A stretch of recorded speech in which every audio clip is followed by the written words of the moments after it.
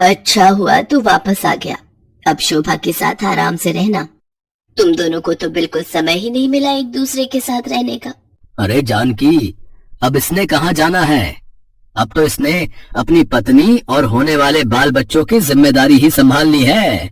माँ जी, मैंने इनके लिए खीर बनाई थी, मैं ले आऊं? हाँ हाँ बहू, इसमें पूछने वाली कौन सी बात है। विदेश में तो वैसे भी इसे खीर खाने को नहीं मिलती होगी। तुम दोनों आराम से बैठकर खाना खाओ और बहू हमारा खाना हमारे कमरे में ही दे देना।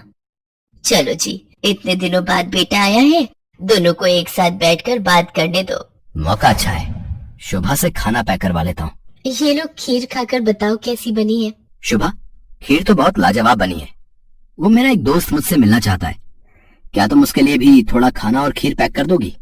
उससे बहुत समय बाद मिल रहा हूँ, तो तुम्हारे हाथ का खाना भी खिला दूंगा। अच्छा, आपको खीर इतनी पसंद आई?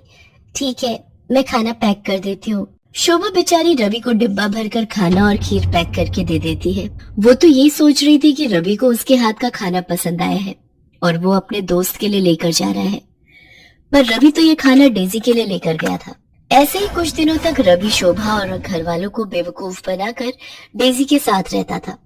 करवा चौथ का व्रत आने वाला था और शोभा इस व्रत को लेकर बहुत खुश थी, क्योंकि शादी के बाद पहली बार रवि उसके साथ था। नहीं तो 3 साल तक वो रवि के बिना ही व्रत रख रही थी। शोभा करवा चौथ के व्रत की तैयारियां कर रही थी। एक दिन वो मेकअप की दुकान से चूड़ियां खरीद रही थी, तभी डेजी भी उस दुकान पर शॉपिंग के लिए आती है। भैया, मुझे सभी रंगों की चूड़ियां देना। आपको पता है मेरा करवा चौथ का व्रत है। आप मुझे बढ़िया चूड़ियां दिखाना, जिससे मेरे पति मुझे तैयार होता देखे और मैं सबसे सुंदर लगूं। अगर आप बुरा न माने तो ये सब सुनना मुझे बहुत अच्छा लग रहा है। क्या आप बता सकती हैं कि ये सब आप अपने हस्बैंड के लिए क्यों कर रही हैं? आप तो विदेशी मेम साहब लग रही हो। आपको करवा चौथ के व्रत के बारे में नहीं पता? ये व्रत हर सुहागिन अपने पति की लंबी उम्र के लिए रखती है। आपकी शादी हो गई? जी, मेरी कुछ ही महीने पहले शादी हुई है। मैं भी इस व्रत को रखना चाहती हूँ। क्या आप मुझे इसके बारे में बताएंगी? मैं यहाँ पर किसी को भी नहीं जानती हूँ। अगर आप मेरी इतनी हेल्प कर दें। ऐसे ही बातें करते हुए शोभा और डेजी अच्छी दोस्त बन गई। शोभा डेजी को करवा चौथ के व्रत की सारी तैयारी करवाती है, पूरी शॉपिंग करवाती है। डेजी को शोभा का स्वभाव बहुत अच्छा लगता है। वो उसे अपना मोबाइल नंबर दे देती है और फोन पर बात करने के लिए कहती है। अगले दिन करवा चौथ का व्रत था। इधर शोभा भी तैयार हुई थी और उधर डेजी भी शोभा से फोन पर बात करके तैयार हो जाती है। डेजी, ये सब क्या है? तुमने आज लाल रंग की साड़ी पहन रखी है, बिल्कुल इंडियन स्टाइल में तुम तैयार हुई हो। वैसे आज ये सब क्यों? रवि शाम को आने का वादा कर लेता है, पर उधर उसे शोभा का भी व्रत खुलवाना था। रवि, आज तू कहीं नहीं जाएगा। आज बहू ने व्रत रखा है।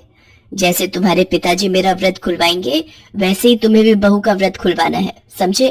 पर माँ, मुझे शाम को ऑफिस का काम है।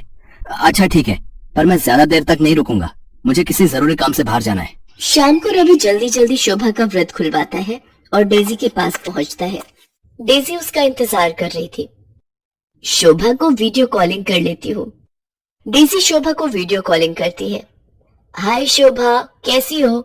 मैंने तुम्हें ऐसे ही फोन किया है कि मुझे तुम वीडियो कॉल पर ही समझा देना कि मुझे कैसे अपने हस्बैंड की पूजा करनी है, ठीक है? मैं वीडियो पर आती हूँ। रवि डार्लिंग, इधर तो आना।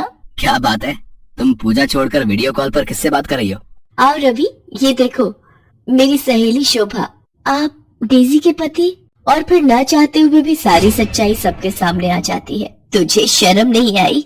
एक पत्नी के होते हुए तूने इस विदेशी लड़की से ब्याह कर लिया। अरे शोभा, में क्या कमी थी जो तू इस विदेशी से शादी करके इसे साथ ले आया? मैं क्या करता? आप लोगों ने जबरदस्ती मेरी शादी एक ऐसी लड़की से करवा दी जो पढ़ी लिखी भी नहीं थी और जिसे शहर के कोई तौर तरीके नहीं आते थे। माँ, पिताजी, मैं डेजी से प्यार करता हूँ, वो मेरी पत्नी है। मैं ये घर हमेशा के लिए छोड़कर जा रहा हूँ। आप रखो अपनी बहू को अपने पास। क्या हुआ डेजी, चलो, तुम रुक क्यों गई? नहीं रवि, तुम शोभा को इतनी बड़ी सजा नहीं दोगे। ये तुमसे सच्चा प्यार करती है जैसे मैं तुमसे करती हूँ। शोभा की कोई गलती नहीं है, वो तुम्हारी पहली पत्नी है और मैं शोभा को छोड़कर कहीं नहीं जाऊंगी। डेजी का ऐसा व्यवहार देखकर शोभा और उसके सास ससुर हैरान रह जाते हैं।